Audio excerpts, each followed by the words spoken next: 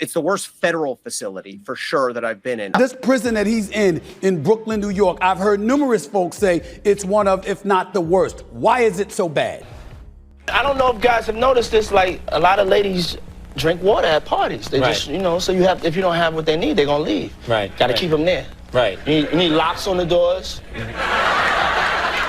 But we are also hearing that he is so self-centered, he thinks he may be poisoned behind bars. Sean Diddy Combs, once a dominant figure in the world of music and entertainment, is now in the midst of a legal storm that has drawn attention from every corner of the media. Known for his contributions to the music industry and his lavish lifestyle, Diddy has been facing serious criminal charges, and with those charges, the questions surrounding his past behavior continue to pile up. From federal criminal charges to a slew of civil lawsuits, his situation has become one of the most prominent legal cases in recent history. Sean Diddy Combs is still behind bars after being denied bail twice. He faces multiple charges, including racketeering, forced sex trafficking, and prostitution. Diddy, who pleaded not guilty, has consistently denied any wrongdoing. What can you tell us about this racketeering charge? Correct me if I'm wrong, but this is a RICO charge at the federal level. We know, for example, some people that might be familiar to them because the former president is facing a RICO charge in Georgia at the state level involving election interference there. How rare is this RICO racketeering law at a federal level that was filed today in the U.S. Southern District of Manhattan? Great question. Not rare. And now we used to think of RICO charges as involving just, I think, organized crime. And that's not what's happening. What's happening here, and we heard from the prosecution, we've seen in the complaint, is that this really is about the idea that Sean Combs was involved in a criminal enterprise, and that it was not just him, not that to say anything that this is not enough, but it wasn't him committing sexual assault. It was a group of people who banded together in order to commit illegal activities. And so we do often see these RICO or racketeering charges that are added on to a case like this, where there isn't just one person acting. There's a group of people. And again, the word that's really the tip off for everybody listening at home is when you hear words like criminal enterprise, think racketeering. The charges are based on accusations that Diddy was running a criminal enterprise that included trafficking women, engaging in forced labor, and organizing prostitution rings. The allegations also involve drug distribution, kidnapping, and even arson. These are heavy charges that paint a grim picture of a man once admired for his influence in music and business. Good morning, everyone. My name is Damian Williams, and I'm the U.S. Attorney here in the Southern District of New York. Today, I'm announcing the unsealing of a 3-count indictment, charging Sean Combs with racketeering conspiracy, sex trafficking, interstate transportation for prostitution. The indictment alleges that between at least 2008 and the present, Combs abused, threatened, and coerced victims to fulfill his sexual desires, protect his reputation, and conceal his conduct. As alleged in the indictment, to carry out this conduct, Sean Combs led and participated in a racketeering conspiracy that used the business empire he controlled to carry out criminal activity, including sex trafficking, forced labor, kidnapping, arson, bribery, and the obstruction of justice. Since his arrest, Diddy has been held in solitary confinement at the Metropolitan Detention Center, MDC, in Brooklyn. The MDC has a notorious reputation for its poor conditions, with reports of mice, maggots, unsanitary conditions, inmate violence, and even power outages. Diddy is reportedly being held in the Special Housing Unit, SHU, which is a form of solitary confinement designed to isolate high-profile inmates or those deemed at risk. Life in solitary confinement has taken a toll on Diddy. According to prison consultants like Larry Levine, who has served time in various federal institutions, Diddy is likely experiencing loneliness, anxiety, and desperation. Inmates in solitary confinement spend most of their time in a small cell with very limited access to basic amenities. For Diddy, this means he's allowed to shower only 3 times a week and has minimal contact with the outside world, except for legal visits. So this jail's conditions, have been described as dirty, notorious for mice, maggots, inmate violence, power outages. You spent 10 years in 11 different facilities, so you know what life is like for him right now. Take us behind the scenes. I was also at MDC Los Angeles. It's like a cookie cutter of the MDC in New York. So yeah, I do know. But he's sitting in the shoe. He's in the hole. And this guy is going through loneliness, anxiety, desperation. He's on suicide watch, and they hand out like psych meds, like they're M&Ms to these inmates to try to get them to cope with what's going on. So his entire existence is to sit in this little cell, essentially. He can shower 3 times a week. He's not getting any real visits. If his lawyer does a legal visit, they have to come upstairs into the special housing unit to see him. Now, have you seen these reports about all these commissary items they say that he could buy? Additionally, rumors about Diddy enjoying certain luxuries in jail, such as steak or special meals, have been debunked. Since Diddy is in the SHU, he has limited access to commissary options and is restricted in terms of what he can purchase. His world now is far from the glamorous life of excess he once lived. He's fighting his case, right? Yeah, so what does it look like if he's convicted, Larry? Well, it's going to take 3 or 4 years to fight his case, and then they're going to put him in a medium security institution. He's never going to go into a minimum security camp. He's going to be living in a cell, and he's going to be living in an isolated area. Now, maybe he'll associate with some other people that have similar crimes to what he has, but he's never going to be in GP. He's never going to have regular visits. He's going to have visits through the telephone, no contact visits for him. When you were an inmate, Larry, if a celebrity was brought in, say, status like his, I don't know if that ever happened for you. What were your thoughts about them being in the cell down the way? I thought that, wow, look what they've gone from, having millions, billions of dollars. Now, all of a sudden, they're living out of a 2-foot by 3-foot locker. I saw people that claimed they had a lot of money, were celebrities that were shining people's shoes, ironing people's clothes just to earn commissary money. One of the most significant concerns surrounding Diddy's incarceration is his safety. If Diddy were to be moved from solitary confinement into the general population, there's a very real risk of violence. Inmates accused of crimes involving women or children are often targeted by other prisoners, and Diddy's charges put him in that category. Larry Levine, the prison consultant, made it clear that Diddy wouldn't last long in the general population, as he would be vulnerable to violent attacks from other inmates. In prisons, high-profile inmates like Diddy are often kept in isolated areas for their protection, but the fear of violence is ever present. The idea of placing Diddy in the general population is highly unlikely, as it would pose a grave threat to his safety. If he makes it to GP, general population, someone's going to stick a knife in him. They're going to put some bars of soap in a sock, and boom, they're going to pop him over the head and split his head open like a watermelon. They cannot GP him at all. There's a better chance of Jesus appearing in front of us right now than him making general population. He's safe where he is at. There's no reason to move him. And this nonsense about him getting bail, they're never going to give him bail. He wants to go to Essex County, New Jersey, to go to a cushy jail there. Remember, he's not a federal inmate. He's a U.S. Marshal detainee. So they just house him at MDC. And in order to send him to Jersey, they would have to transport him back and forth several times a week with like 6 marshals. They put him in one car, and there'd be a car behind him and a car in front of him. They're not going to do that. So his life essentially at this point is just screwed. In addition to the criminal charges, Diddy is now facing a new civil lawsuit, accusing him of rape, drugging, and videotaping the assault in the early 2000s. This lawsuit marks the 12th civil case filed against him, and like in the previous cases, Diddy has denied the allegations. While this new civil lawsuit is separate from the federal case, it could have a significant impact on his criminal trial. There is more chilling and disturbing information tonight about the alleged behavior of Sean Diddy Combs, the former music mogul who could, if convicted, spend decades in prison. A woman named Talia Graves going public with a horrific story about Combs violently raping her 23 years ago.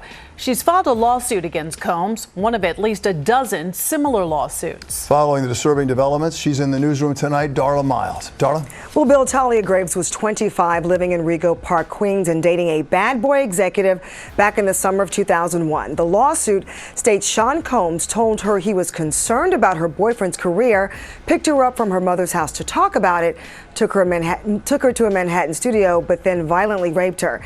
She says, making matters worse, just last fall, she found out the rape had been videotaped and is now being sold as pornography. If the evidence in these lawsuits, such as videos and witness testimonies, corroborates the claims made in the federal case, it could significantly strengthen the government's case against him. For example, if victims' accounts line up with what the government alleges, that Diddy engaged in sex trafficking and forced labor, the civil and criminal cases may become intertwined. Hey, let's talk about the allegations against Combs right now. This latest civil lawsuit contains allegations of rape, drugging, and that Diddy videotaped the whole thing. So what type of impact could this civil trial have on the federal trial? So when it comes to this federal trial, when you look at the dates in which the government is saying the allegations began in 2008 and then moving forward, it closely resembles that of Cassie Ventura's lawsuit that was filed and settled in November of last year. And so all other lawsuits, you said we have like 12 now. There's going to be a big point of corroboration and also furthering allegations. So when the government goes and gets all of these videos and they have all of these alleged victims saying in these videos you're going to see drugs and sex and that person's a sex worker and that person was against their will and the doors are locked, that's just going to further help a federal investigation and criminal prosecution of Sean Combs. One aspect of Diddy's legal strategy that has come to light is his apparent eagerness to testify in court. According to his attorney, Mark Caniff, Diddy wants to take the stand to tell his side of the story. Caniff stated that Diddy is determined to explain the details of the allegations, including his relationship with his ex-girlfriend Cassie Ventura, who has accused him of sexual assault and abuse. While it's not uncommon for defendants to testify in their own defense, it's a risky move. By taking the stand, Diddy would open himself up to cross-examination, where prosecutors could grill him on everything from his personal life to his business dealings. Whether his testimony would help or hurt his case remains to be seen. And during that interview with TMZ, Mark Agnifilo says that he believes Diddy will take the stand in his own defense. Again, they have maintained his innocence throughout, everything like that. What do you think that would look like if Diddy did take the stand? And if you were Diddy's defense attorney, would you advise your client to do this? I would not advise my client to take the stand at all. You know, there's so much evidence here. And of course, we're going to want to evaluate the evidence as best as we can as we prepare for trial. But Diddy has a right to remain silent. He doesn't have to go into that courtroom and say a word. It's the government's burden to prove his guilt beyond a reasonable doubt. And I think that this case has had so much media exposure. The allegations are, they can be highly offensive to many people, that there are already people that don't like him. So it's not going to do him any help to put his own self on the stand, waive his right to remain silent, and be subject to cross-examination by the U.S. Attorney's Office to possibly answer questions that may be difficult. For example, why did they have these AR-15s with scratched off serial numbers? He's going to have to answer to that.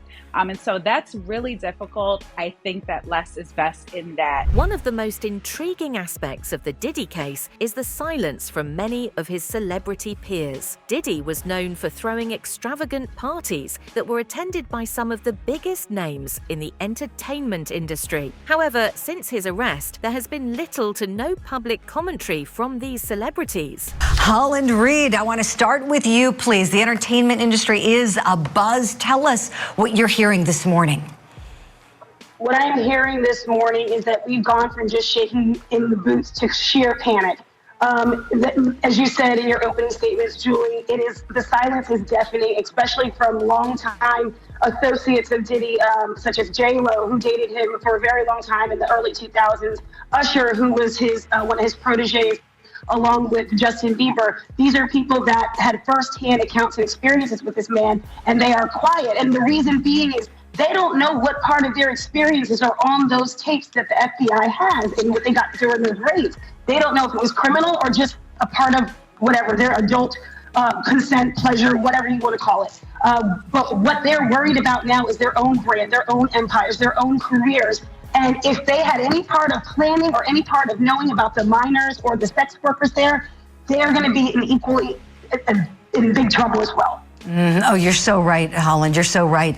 Sonny Slaughter, let's talk about that. When we think about famous celebrities who are shaking in their boots this morning. This has led to speculation that some of these figures may have witnessed or even participated in illegal activities at Diddy's infamous parties. While attending a party does not inherently implicate someone in a crime, the court of public opinion can be harsh, and silence from these celebrities has raised questions about what they may have known or seen. The question remains, could celebrities who attended Diddy's parties face legal consequences? The answer depends largely on their level of knowledge and participation. If a celebrity attended one of Diddy's parties but did not witness or participate in any illegal activities, they are unlikely to face prosecution. However, if someone knowingly brought others into situations where illegal activities took place, such as the freak-offs described in reports, they could be implicated in the racketeering conspiracy. Good morning, Julie and my esteemed colleagues. So what I can tell you is that there has already been a lot of conversation with some of the celebrities that have been identified as victims, and another term that I use is victim perpetrators. So although some of these individuals may have been victims, they may have also been perpetrators that participated in the forced fraud and coercion of others. So those investigations, those conversations have already started, and everyone, as I have stated before, needs to obtain legal counsel. HSI, which we call Homeland Security Investigation, is the lead agency on this. They are the best at what they do. They are also working in concert with the FBI, the U.S. Attorney's Office, the U.S. Postal Service, the Department of Corrections, local, state, and other agencies to determine exactly where the intersection of criminal activity and the investigations need to take place. So this is an ongoing multi-jurisdictional agency investigation, and people who have attended these parties, who may have seen something and didn't say something, everybody needs to get an attorney because everyone will get questions. The legal distinction here is knowledge and intent. If someone was aware of the illegal activities taking place and took part in them or helped facilitate them, they could be prosecuted. But if they were simply present and had no involvement, they likely won't face charges. In recent weeks, past interviews and public appearances involving Diddy have resurfaced, including one from 2002, where Diddy joked about locking doors at parties to keep guests from leaving. While these comments may have seemed harmless at the time, they could take on a different meaning in the context of the sex trafficking allegations against him. I don't know if guys have noticed this, like a lot of ladies drink water at parties. They just, so if you don't have what they need, they're gonna leave. Right. Gotta keep them there. Right. You need locks on the doors. Okay, this is sounding kind of dangerous now. It's a little kinky, but yeah. So when you listen to this, could it come back to haunt him at trial? So let me do this. In my mind, what I'm doing is I'm doing the analysis that a judge, prosecutor, and defense attorney would argue and ultimately decide on. The first thing I'm thinking about, is this relevant? Relevant meaning, does this information have a tendency to prove or disprove an element to the crime? And we're talking about sex trafficking, transportation for the purpose of prostitution, and racketeering conspiracy. Providing water for women at a party? Maybe not. It's not really relevant unless you have a witness come up and say, yeah, but hey, locking doors and... That's, Counselor, you're jumping a little ahead here. I'm walking us through this, okay? But the locking of the doors, to your point, that one we're talking about sex trafficking and not allowing women to leave under their own, for fear of duress or force of fraud, that's more likely to come in. If prosecutors can argue that these statements reflect a pattern of controlling behavior, they could be used as evidence to support the government's case. In particular, the allegations that Diddy organized freak-offs, where women were forced into sexual activities, could be bolstered by such statements, showing a history of controlling and manipulative behavior. We wrote a story about Diddy's party within a party. Everybody knows about his famous white parties that would attract people like Leonardo DiCaprio, Paris Hilton, Mariah Carey, a whole crowd of well-known people. Howard Stern would be there. But What maybe they didn't know about, and maybe you don't know about, is that there would be a party within the party. As the night wore on, these sort of A-list names would go home. I mean, it's like 1 o'clock, 2 o'clock, okay, the party's over, let's leave. Well, for some people, the party was only just beginning. There would be like back bedrooms where Diddy and his, let's say, more debauchery-oriented friends would have a different kind of party. I spoke with a gentleman who was a drug dealer who would deliver drugs to Diddy at the legit white party and at the other party. And he recalled a story in which he went to make a drug delivery, knocked on the door, Diddy answered in his robe, brought him back there, and the guy, did what he did with the drugs. They did the drug transaction. And he said the shocking thing to him wasn't that there were drugs or that there were, naked ladies or naked men or, all kinds of powders laying around. What was shocking to him was what he saw rappers doing. As the legal battle surrounding Sean Diddy Combs continues to unfold, the case raises important questions about power, influence, and accountability in the entertainment industry. Diddy's fall from grace has been dramatic, and with both criminal and civil lawsuits mounting against him, the outcome of these cases will undoubtedly have far-reaching consequences. Diddy was known for the parties that he threw. It was like a who's who of entertainment and music industry that would show up to these parties.